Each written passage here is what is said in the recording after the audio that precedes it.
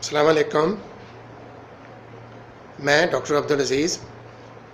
آج آپ کے ساتھ جو یہ کووڈ-19 کی وجہ سے جن لوگوں کی انفارچونیٹلی موت ہو جاتی ہے اور ان کے ساتھ ان کے تدفین میں جس طرح کی بہت ساری بے ضابطگیاں دیکھنے میں ملتی ہیں، اور وہ صرف ایک قسم کے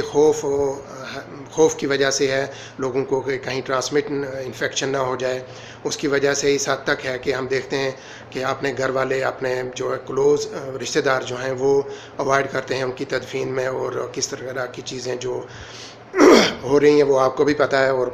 ہم تو کچھ میڈیا میں تھوڑی بہت دیکھتے ہیں، گراؤنڈ لیول پہ بھی شاید اس سے زیادہ ہوتی ہوں گی۔ تو اس سلسلے میں نے سوچا میں آپ کے ساتھ کچھ انفارمیشن شیئر کروں تاکہ یہ جو اس طرح کا خوف ہے اور پتہ چلے کہ کتنی رسک ہے یہ اس طرح کے غسل دینے میں، تاکہ لوگوں میں صحیح انفارمیشن پہنچے، اور اس کی وجہ سے اگر رسک کم ہے، اور مجھے پتہ ہے کہ بہت کم ہے، تو تاکہ پھر لوگوں میں اس طرح کا خوف ختم ہو جائے، اور ایک یہ جس کو فرض کفایہ کہا جاتا ہے شریعت میں، وہ آسانی سے اس کو پورا کرنے میں لوگوں کو مدد ہو، اور لوگ دل کھول کر کے اس کے سامنے آئے اور اس فرض کفایہ سے پورا کرنے میں ہماری مدد کریں۔ تو اس سلسلے میں نے جو آپ کے ساتھ انفارمیشن شیئر کر رہا ہوں وہ WHO کی اور یورپین یونین کی جو ہیلتھ اتھارٹی ہے اس کی جو گائیڈ لائن ہے وہ میں آپ کے ساتھ شیئر کروں گا، اور اس میں آپ کو پتہ ہی ہے کہ بڑی اتھینٹک گائیڈ لائن ہے، اس سے بڑھ کر کے اور کوئی ہے نہیں ہے۔ تو اس سلسلے میں انہوں نے جو گائیڈ لائن مارچ میں ایشو کی ہیں WHO نے، وہ ہے کہ infection prevention and control for the safe management of dead body in the context of COVID-19 intern guidelines March 2020، یعنی مارچ 2020 میں ان کی گائیڈ لائن ہے کہ کووڈ-19 کی وجہ سے جن لوگوں کی موت ہو جاتی ہے ان کی ڈیڈ باڈی کو ڈسپوز آف کرنے میں کیا کیا سٹیپ ہیں اور کیا احتیاط لینی ہے۔ تو یہاں میں آپ سے جو یہ تو سب ڈیڈ باڈیز کے لیے ہے، لیکن میں آپ کے ساتھ جو اس میں سے جو لیا ہے وہ یہ ہے کہ جو ہم مسلمانوں کی ڈیڈ باڈی کو جو خاص کر تدفین کے کانٹیکسٹ میں جو چیزیں ہیں وہی میں آپ کے ساتھ شیئر کروں گا۔ تو اس میں ان کے ایسی ڈیڈ باڈیز کی سیف ہینڈلنگ میں جو بھی گائیڈ لائن ہے وہ انہوں نے ایشو کی ہیں، اور اس میں کس طرح کا رسک ہے اور کیا ہے وہی ڈسکس کیا ہے۔ تو اس میں سب سے پہلی کیٹیگری جو ہے اس میں انہوں نے ایک جنرل ڈیڈ باڈیز ساری رکھی ہیں جن میں انفیکشنز بھی ہوتی ہیں اور بہت لو لیول کی انفیکشن کے چانسز بھی ہوتے ہیں۔ تو ان سے ان کا یہ انہوں نے مطلب ان کی گائیڈ لائن یہ ہے کہ اس کیٹیگری 1 سے نیگلیجیبل جو ہے چانسز ہے انفیکشن ٹرانسمٹ ہونے کے، اور ہمارے انٹرسٹ کے لیے خاص کر یہ ہے کہ کیٹیگری 2 میں انہوں نے جو رکھا ہے وہ کووڈ-19 کی وجہ سے جو ڈیتھ ہوتی ہیں وہ انہوں نے کیٹیگری 2 میں رکھی ہیں، اور کیٹیگری 2 میں باقی جو ڈیزیزز ہیں وہ آپ کے ساتھ میں آپ کو تاکہ وہ ان کا بھی علم ہو جائے، اس میں ایڈز ہے جو آج کل کی بہت خطرناک بیماری ہے، ہیپیٹائٹس سی ہے، ایوین انفلوئنزا ہے، اور ایکیوٹ ریسپریٹری سنڈروم جو ہے وہ بھی اسی قسم کی ایک وائرل ڈیزیز ہے، تو وہ بھی انہوں نے کیٹیگری 2 میں رکھی ہیں۔ سو کیٹیگری 2 کا مطلب ہو گیا کہ یہ ماڈریٹ رسک ہے انفیکشن ٹرانسمٹ ہونے کے لحاظ سے فرام ڈیڈ باڈی سے، باقی جو کلوز کانٹیکٹ میں آتے ہیں، اور جیسے میں نے پہلے آپ سے عرض کی کہ غسل کے سلسلے میں یہ ہے۔ اس کے بعد کیٹیگری 3 میں جو انہوں نے رکھا ہے وہ رکھا ہے اینتھریکس، پلیگ، ریبیز اور دوسری وائرل ہیمریجک فیور جو ہیں، اور اس کیٹیگری میں جو بھی یہ رکھی ہیں ڈیزیزز ان کی وجہ سے انفیکشن ٹرانسمٹ ہونے کے چانسز بہت ہی زیادہ ہیں، یعنی تینوں کیٹیگریز میں سب سے زیادہ جو رسک ہے وہ اس کیٹیگری میں ہے انفیکشن ٹرانسمٹ ہونے کی، اور ہمارا اس سے کوئی بحث نہیں ہے بیکاز جو ہمارا موضوع ہے وہ کیٹیگری 2 میں آیا ہے جس میں ماڈریٹ رسک ہے، تاکہ کلیئر ہو جائے یہ۔ اس کے بعد یہ اس میں جو فردر گائیڈ لائن ہے وہ یہ کہتی ہیں کہ ٹرانسمٹ ہونے کے چانسز جو ہیں آج تک کووڈ-19 کی وجہ سے جن لوگوں کی موت ہو جاتی ہے ان کی ڈیڈ باڈیز کو ہینڈل کرنے کی وجہ سے کوئی ایویڈنس نہیں ہے کہ آج تک کوئی انفیکشن ہوئی ہے، کوئی رپورٹڈ انسیڈنٹس ایسا نہیں ہے کہ جہاں اس طرح کی ڈیڈ باڈی سے انفیکشن ٹرانسمٹ ہوئی ہو، یہ کلیئر ہو جانا چاہیے کہ آج تک کوئی پروف نہیں ہے، جبکہ لگ بھگ 5.25 لاکھ لوگوں کی آج کی ڈیٹ میں موت ہو چکی ہے کووڈ-19 کی وجہ سے جو کنفرم ہے۔ اور پھر یہ آگے لکھتے ہیں کہ نو ڈاؤٹ اس میں بھی اگر چانسز ہیں تو انفیکشن ٹرانسمٹ ہونے کے چانسز ہیں اور وہ انہوں نے ماڈریٹ کیٹیگری میں رکھا ہے، جو جیسے پہلے میں نے آپ سے عرض کیا. اور آگے جو اس طرح کی ڈیڈ باڈی سے ٹرانسمٹ ہوتی ہے انفیکشن، وہ انہوں نے دو میں ڈیوائڈ کیا ہے. ایک تو ڈائریکٹ کانٹیکٹ، جو ایسی ڈیڈ باڈی کے ساتھ کانٹیکٹ میں آتے ہیں، جیسے غسل دیتے ہوئے جسم کے ساتھ ہاتھ لگا ہے، یا جسم سے کوئی بلڈ ہے، یا اور کوئی جو جسم سے کوئی چیز باہر آ رہی ہے اس کے ساتھ ٹچ ہوا ہے، تو اس سے بھی چانسز ہیں انفیکشن ٹرانسمٹ ہونے کے. اور دوسرا جو ہے وہ ہے کہ ڈیڈ باڈی جن چیزوں کے ساتھ ٹرانسپورٹ کی ہے، جیسے اسٹریچر ہے یا اور کوئی ایسی چیزیں جو کانٹیکٹ میں آئی ہیں، تو ان سے بھی چانسز ہے انفیکشن ٹرانسمٹ ہونے کی. تو اس میں آپ کو پتہ ہی ہے کہ جو کووڈ-19 کا وائرس ہے، وہ جو اوپن سرفیس ہے ان میں کچھ دنوں تک رہ سکتا ہے اور اس سے ٹرانسمٹ ہونے کے چانسز رہتے ہیں. اور اس میں یہ جو as per this guide line یہ ہے کہ آپ اگر اس طرح کے مریض کی ڈیڈ باڈی کی جس کی موت کووڈ-19 کی وجہ سے ہوئی ہے، اگر آپ اس کے غسل دیتے ہیں اور کفن وغیرہ پہناتے ہیں، تو وہ جو ہے آپ پرسنل پروٹیکٹیو ایکوپمنٹ پہن کر کے بہت آسانی سے کر سکتے ہیں. اور وہ پرسنل پروٹیکٹیو ایکوپمنٹ کم سے کم گلوز ہونے چاہیے ہاتھوں میں، اور ایک واٹر پروف گاؤن جو ہے اوپر پورے جسم پہ ہونا چاہیے. اور اس کے بعد فیس پہ ماسک ہو، پریفریبلی N95 اگر ہو تو زیادہ اچھا ہے. اور پھر فیشیل شیلڈ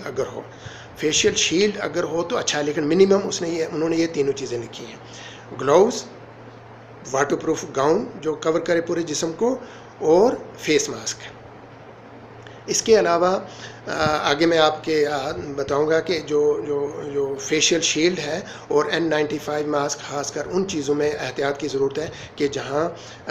پانی کے ایسے پھوٹنے سے یا پھیلانے سے پانی سے جو قطرے ادھر ادھر اڑتے ہیں، تو اس وجہ سے ہو سکتا ہے کہ انفیکشن ٹرانسمٹ اگر ہو تو وہ پریونٹ ہو سکتی ہے N95 ماسک پہننے سے اور فیشیل شیلڈ پہننے سے. باقی اگر وہ نہیں ہے تو پھر منیمم جو میں نے آپ سے بتایا وہ کافی ہے یہ کرنے کے لیے.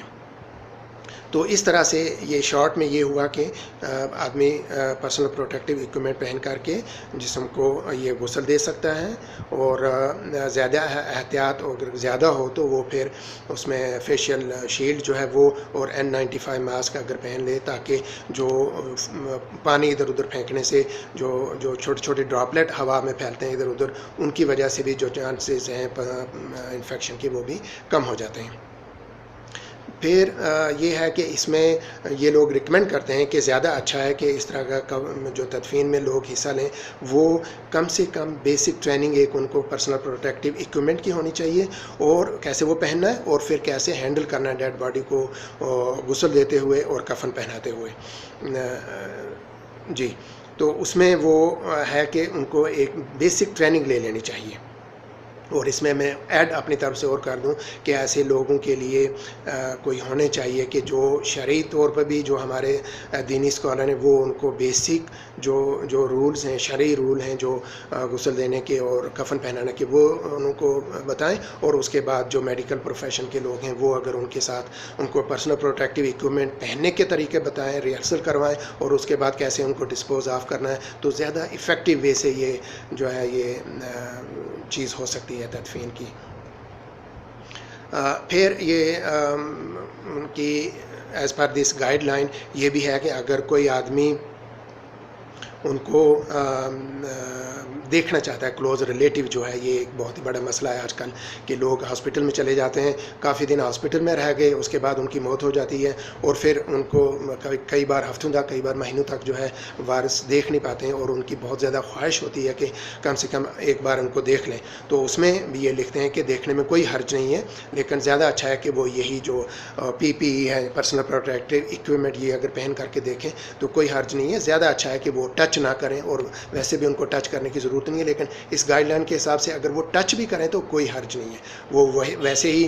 گلوز، گاؤن اور پہن کر کے اگر ڈیڈ باڈی کو ٹچ بھی کرتے ہیں تو کر سکتے ہیں. لیکن اس کے بعد وہ یہ لکھتے ہیں کہ زیادہ اچھا ہے کہ اگر جو عمر رسیدہ لوگ ہیں اور جن کو خاص کر سانس کی تکلیف ہے اور چھوٹے بچے، وہ اگر اوائڈ کریں تو ان کے لیے زیادہ اچھا ہے. لیکن باقی لوگ اگر ان کی خواہش ہے تو وہ کر سکتے ہیں، کوئی ایڈیشنل زیادہ رسک اس میں نہیں ہے. اس کے بعد جو ہے جو اسلامک پوائنٹ یہ تو ہو گیا میڈیکل پوائنٹ آف ویو سے کہ مجھے آپ سمری آپ کو دکھانے کی ضرورت نہیں ہے کہ یہ ایک پرسنل پروٹیکٹیو اکوپمنٹ پہن کر کے وہ سارا کچھ کر سکتے ہیں، یہ سارے غسل دے سکتے ہیں اور کفن پہنا سکتے ہیں۔ اب تھوڑا سارا اس کے بارے میں جو مجھے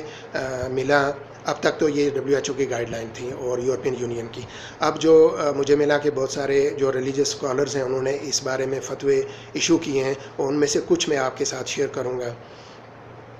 کہ اس میں ایک جو ہے وہ یہ کہتے ہیں کہ یہ جیسے سب لوگوں کو پتہ ہے کہ تدفین کا یہ غسل دینا اور کفن پہنانا یہ فرض کفایہ ہے۔ فرض کفایہ کا مطلب یہ ہو گیا کہ آدمی اگر اس سوسائٹی سے کچھ تھوڑا سارے لوگ بھی آ کر کے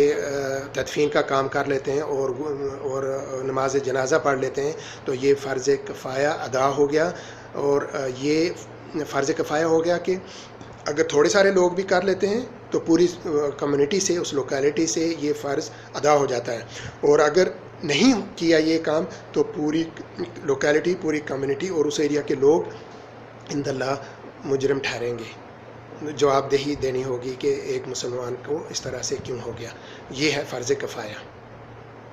اب اس میں جو یہ ریلیجس اسکالر ہیں جنہوں نے اس بارے میں اپنے فتوے ایشو کیے ہیں، ان کا سب سے پہلا یہ ہے کہ بہت سارے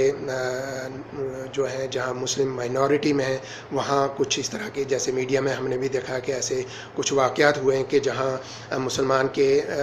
مردوں کی جو ہے تدفین شرعی حساب سے نہیں ہوئی ہے اور کچھ اور طریقے استعمال ہوئے ہیں، تو اس وجہ سے انہوں نے وہ کہتے ہیں کہ ہم مجبور ہو گئے کہ یہ فتویٰ ایشو کرنے میں۔ اور مجھے پتہ ہے کہ بہت سارے ہر ایک جگہ کے اپنے جو مفتیان اکرام ہیں انہوں نے فتوے ایشو کیے ہیں، لیکن فی الحال جو میرے سامنے فتوے ہیں جو وہ میں آپ کے ساتھ شیئر کروں گا، ان کی ریفرنس کیا ہے وہ کچھ اور لوگ ہیں، اور باقی جو ازہر یونیورسٹی کے ایجپٹ میں جو ہے ان کے یہ ہیں۔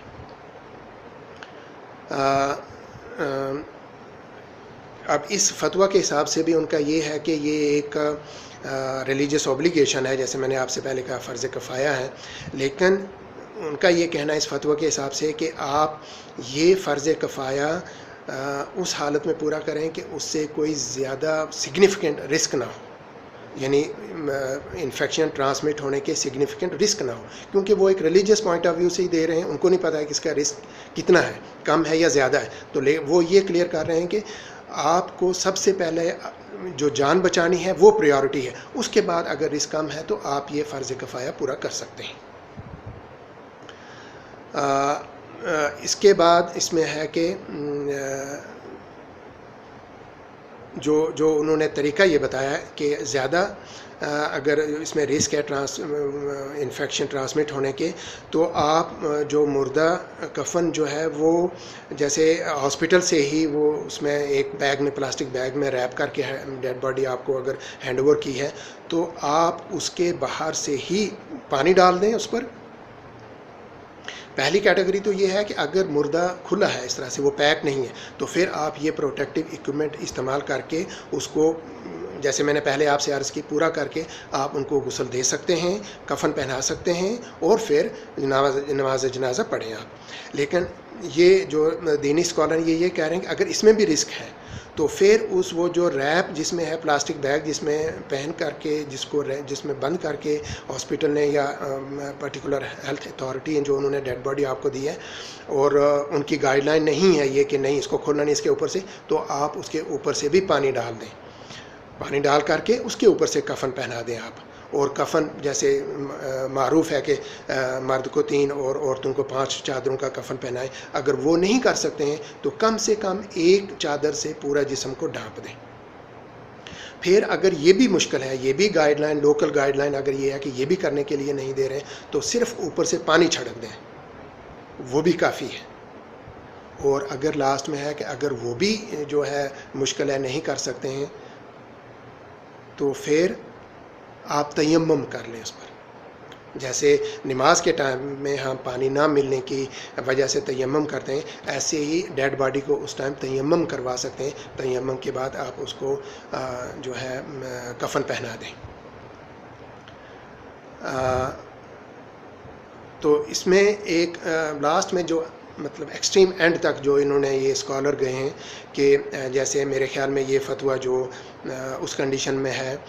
کہ جہاں ایک ہی ٹائم پہ بہت زیادہ ڈیڈ باڈیز ہو جاتی ہیں، بہت لوگوں کی موت ہو جاتی ہے، اور یہ میرے خیال میں اس کنٹیکس میں انہوں نے ایشو کیا ہوا ہے جو الجیریا اور ٹیونیشیا میں جو سول وار کے ٹائم پہ بہت سارے لوگوں کی موت ہو گئی تھی، تو اس میں انہوں نے ایک ایٹ اے ٹائم بہت سارے لوگوں کا اگر نماز جنازہ پڑھنا ہے تو آپ پھر بنا غسل کے اور بنا کفن کے بھی آپ اس ٹائم ان کی تدفین کر سکتے ہیں اور نماز جنازہ پڑھ سکتے ہیں۔ اب نماز جنازہ کے بارے میں ان کا یہ ہے کہ کم سے کم جو ہے 2 آدمی نماز جنازہ پڑھیں، کم سے کم، اور اگر زیادہ ماحول سخت ہے تو وہ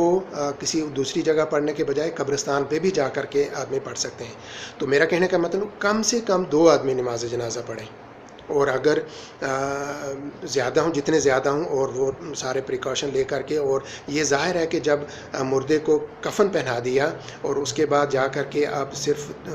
دفنانا ہے تو پھر کوئی چانسز انفیکشن ٹرانسمٹ ہونے کے چانسز بہت کم ہیں، کیونکہ جو لوگ نماز جنازہ پڑھیں گے وہ کوئی جا کر کے ٹچ نہیں کرنے والے ہیں، اور اس سے جیسے آج کل سیدھے ہے کہ آپ 1 میٹر یا 2 میٹر آپ ان سے دوری رکھیں، تو وہاں تو اس سے بھی زیادہ دوری رہ سکتی ہے۔ اس لیے نماز جنازہ میں پڑھنے کے لیے تو کسی قسم کی کوئی انفیکشن کے چانسز ہیں ہی نہیں ٹوٹل ہی، لیکن ان اسکالرس کی گائیڈ لائن کے حساب سے کم 2 آدمی تو نماز جنازہ ضرور پڑھنے چاہیے، اور اگر اتنے ہی زیادہ حالات خراب ہے تو کم سے کم قبرستان میں جا کر کے پڑھ لیں۔ اور پھر آخری حد ان کی یہ ہے کہ اگر یہ بھی نہیں ہو سکتا ہے بہت ساری وجوہات کی بنا پر، تو پھر لاسٹ میں کہا ہے کہ آپ غائبانہ نماز جنازہ ہی پڑھ لیں، لیکن پڑھیں ضرور، کیونکہ یہ اس مردے کا حق ہے، اور یہ باقی والوں اس لوکیلٹی کے لوگ ہیں ان پر یہ حق ہے، اس لیے اس کا حق ضرور ادا کریں۔ اگر اتنے ہی حالات خراب ہیں تو کم سے کم غائبانہ نماز جنازہ تک ہی نوبت آ سکتی ہے، وہی کر لیں۔ تو اس میں جو میں نے آپ کے ساتھ جو شیئر کیا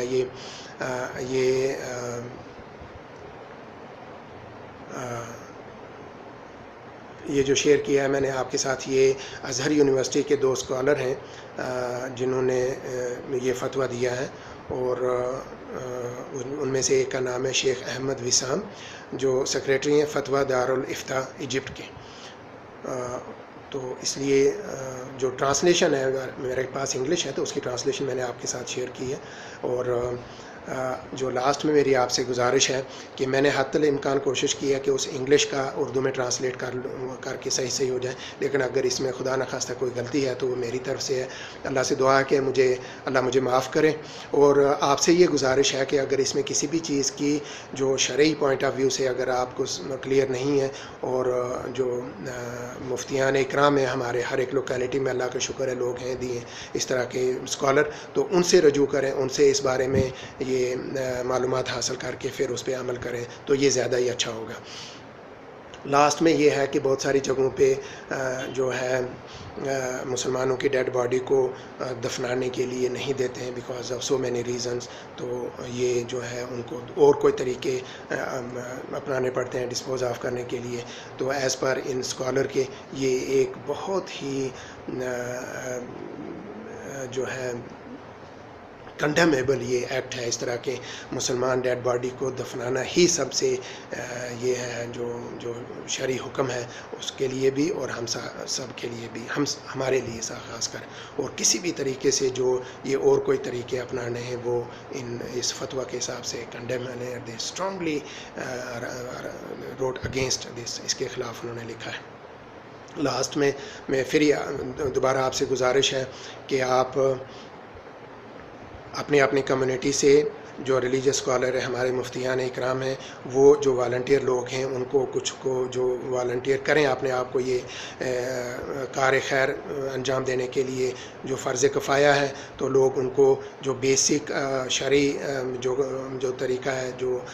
قانون ہے، وہ ان کو بتائیں، اور اس کے بعد جو میڈیکل سائڈ کے لوگ ہیں وہ ان کو پرسنل پروٹیکٹیو اکوپمنٹ پہننے کے لیے